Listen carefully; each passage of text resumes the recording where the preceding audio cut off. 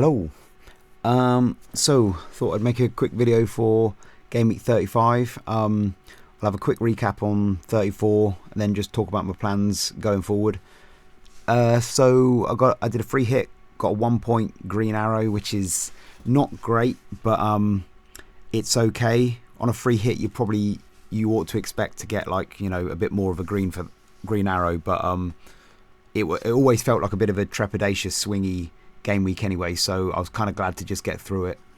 I had Gibbs White, but I didn't have Raya, and I think not having Raya ended up negating the Gibbs White gains a little bit, and that was the thing. At one point, when all these chaps were on clean sheets, I was actually 13 points off top 100k, but then after they all got wiped out and then Arsenal got their clean sheet, I'm back down to 31 points off top 100k. But it made me feel like you're not that far away from just one or two differential hauls, and it can make quite a big difference. So yeah, we're still in the hunt at the moment, and I wouldn't even mind even if I can get top 130k. That's still technically top 1%, which is like I'd probably take that. So yeah, just starting to think about differentials now a little bit. Up until this point, I've still just been playing fairly safe because I feel like just the normal way I play, I usually end up with, some players that are in 20-30% EO, and you can still get quite good gains from players like that. But I'm starting to become a little conscious of making sure I've got at least a couple of differentials if I can. But yeah, doing all right. 31 points off top 100k, so we'll see where we go. And this just on this topic of the chip strategy, which one's doing the best and stuff. The wildcard 32, bench boost 33, free hit 34. I think it is doing a slightly better than expected, but I don't think it's smashing it. But I think the wildcard 32, that strategy was always predicted to do, I don't know, 8 to 10 points in my mind, maybe 6 to 8 points better off than any other strategy anyway. So if you were going against that strategy, you were hoping that it was gonna fail, and it hasn't really yet. In fact, it's done. If anything, it's done slightly better. Like live FPL have been going through each game week. So this is game week 32, wildcarders versus the non-wildcarders. On average, wildcarders are about 3 points better off apparently. Then the bench boost versus the free hit, they're about 20 points better off, which is, that's the game week where I think is actually more of a failure than some people are letting on. Because for me, the bench boost, that should have been 30 points, maybe 32. If you can get to 15 doublers, and you've got 4 doublers, and they're expecting about 4 points each, that's 32. 8 fixtures, so that's be 32 points. So that was my kind of level of that's where it should be. So 20 points. It was Pedro really not getting that 0. And I did see some people with Gabriel and Pedro, and then Bruno, and then one of Darlow and Verbruggen for a 14 point bench boost. Which in my mind that's a failure, because that'll get beaten by single bench boost, single game week bench boost, I should think. But on the average. So on average, that 20 point bench boost is it's all right. It's a bit of a failure, I think, but it's actually the surrounding game week. So free hit on average is apparently about 11 points better off than the no chip teams. I'm not sure if there's more context to be had about this, but I think there's a lot of variability in teams. I only got 1 point better off, but on the whole, 11 points better off it means that, yeah. That's pretty good then. So that strategy is doing quite well, I think. But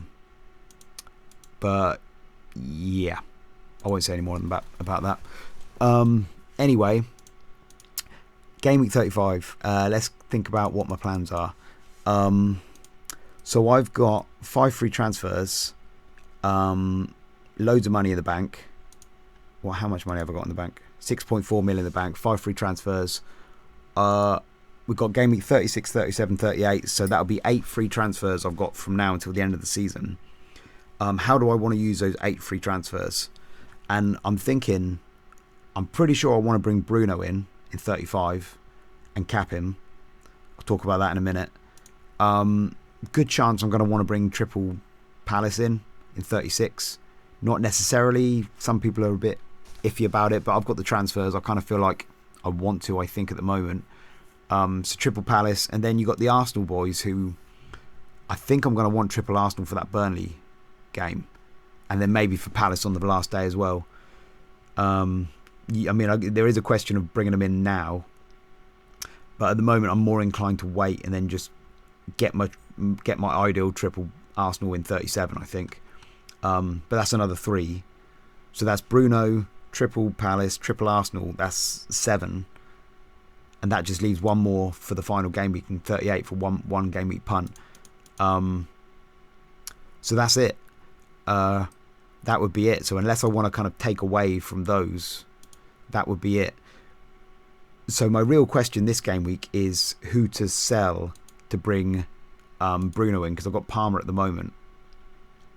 And it was always going to be Palmer, and I think it still is. I think the only reason why I would have changed my mind on Palmer is if he'd gone off and started hauling, but he hasn't really, so I think I'll probably stick to it.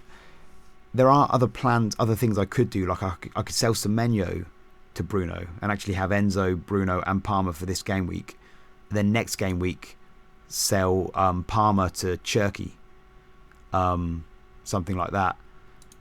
Or I could even do Weaver to Bruno. But if I did Weaver to Bruno now, I'd have to bench one of these 7.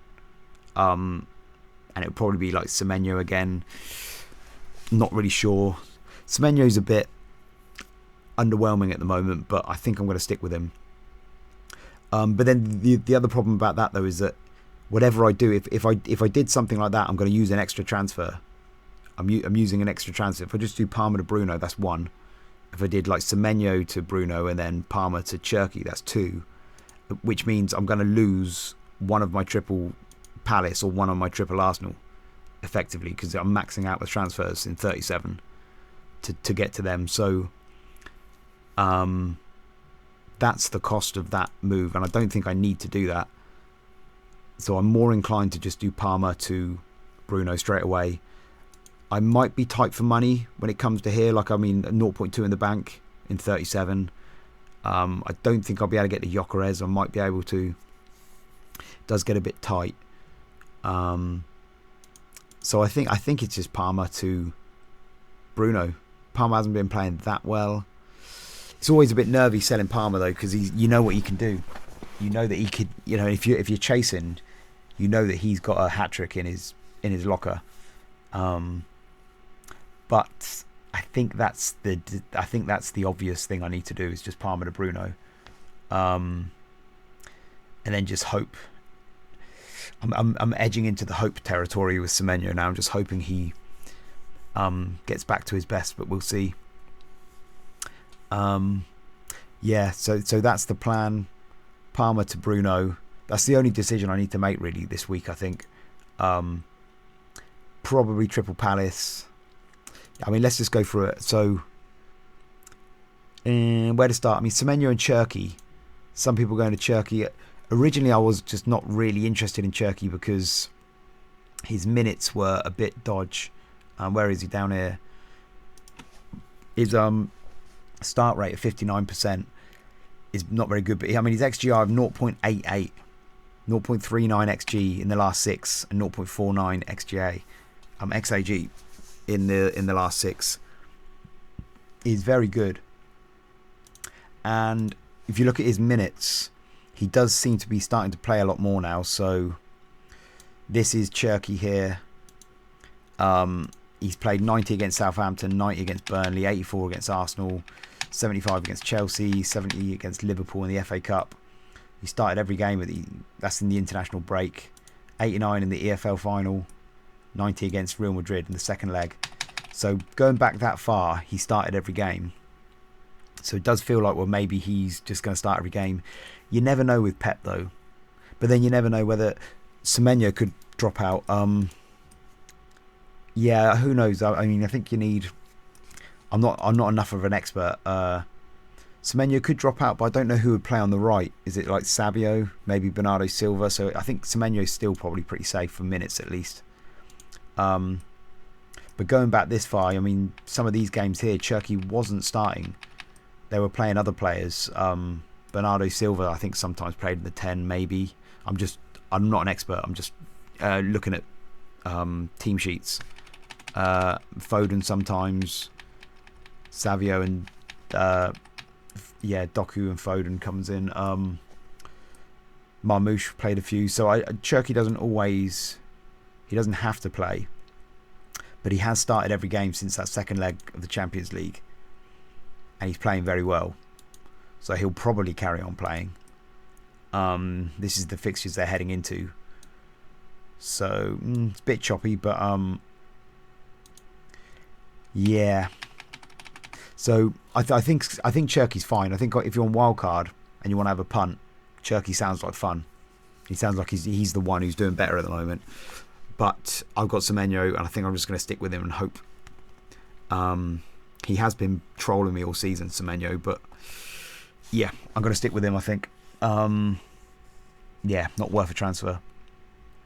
The only other things I was thinking of, Bruno captain.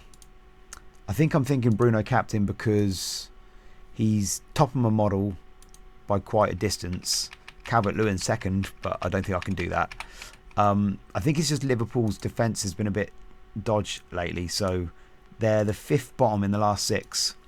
Last 6 game weeks XGA per 90. They're the 5th bottom. And they've had relatively easy games as well. So that bodes well for me with Bruno. Man United and Newcastle in the bottom 5 as well, which is interesting. So that could be a goal fest, Liverpool Man United as well. They're both crap defences, both trying to they're both like near the top of the league, aren't they? I think both going for this third and 4th spot here. Yeah, it could be a goal fest. Who's playing Newcastle? Newcastle down the bottom.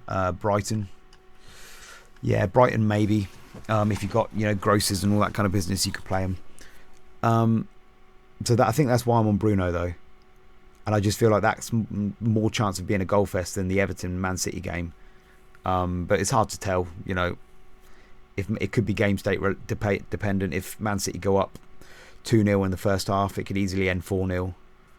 But then equally, if it's 0-0 at half time, it could end 0-0 or 1-0. So tricky to say. But yeah, Bruno cap for me. And then the only other thing I've been thinking about is I think I'm going to go double Leeds defence against Burnley. But there is a part of me, I mean, I could bring Gabriel in potentially as an option. And there is a part of me that is thinking, doubling up, could Burnley score? Like Burnley do have a habit of wiping clean sheets out. Could Burnley score?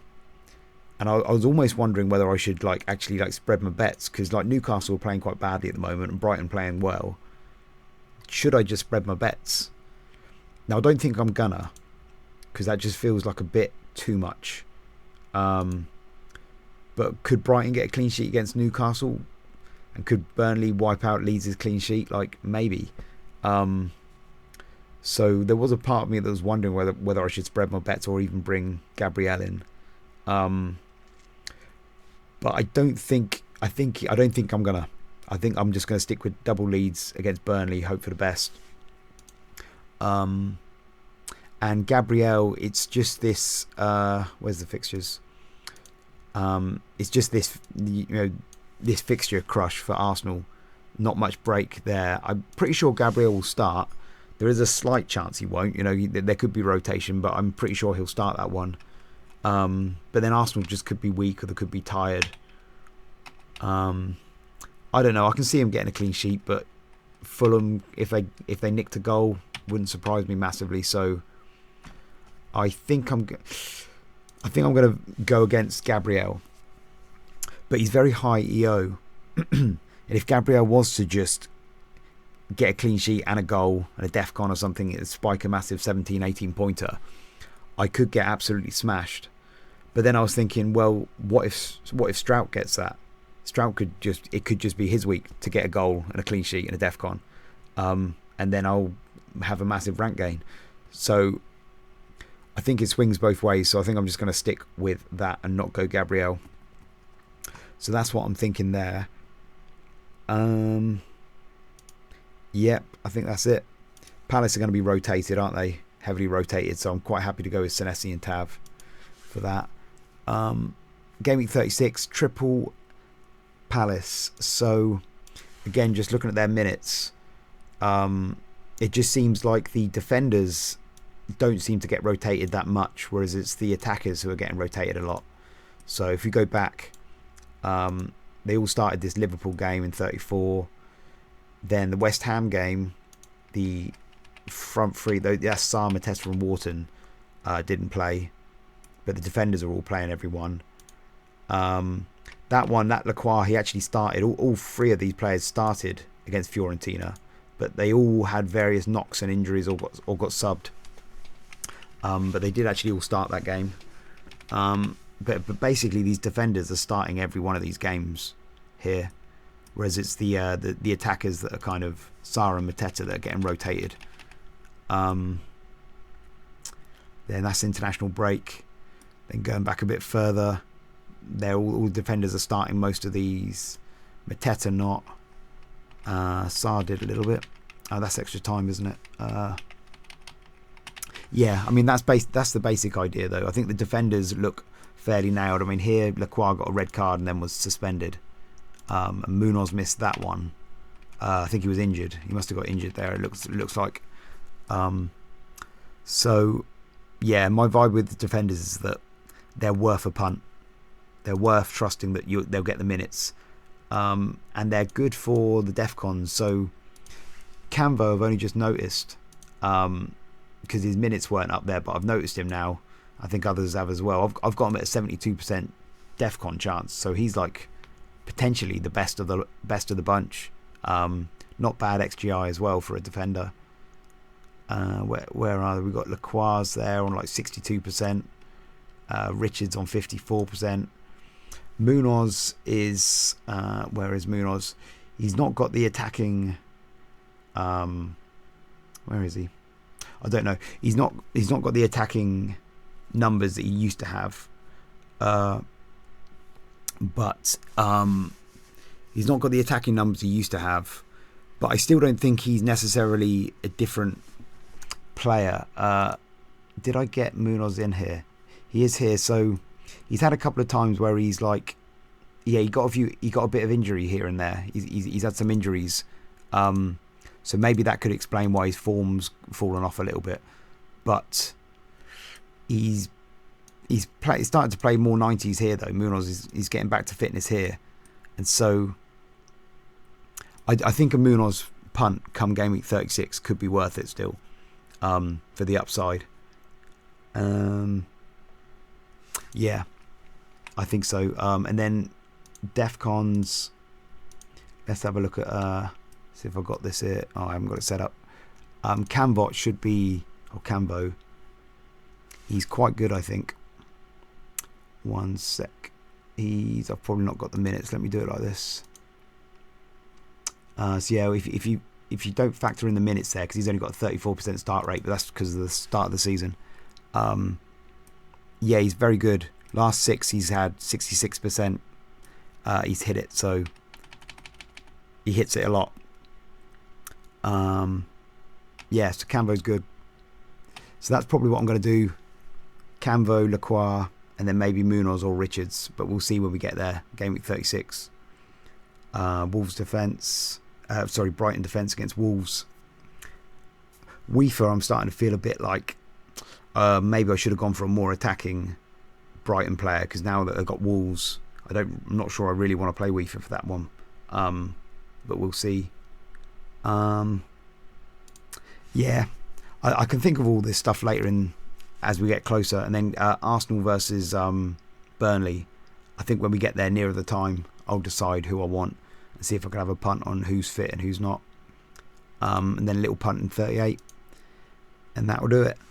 I think I'm losing my voice, so I'm going to stop talking, and I'll leave it there. I think that's my plan. Yep, Bruno in for Palmer, Bruno cap, and that will do it. Okay, thanks for listening. See you later. Bye bye.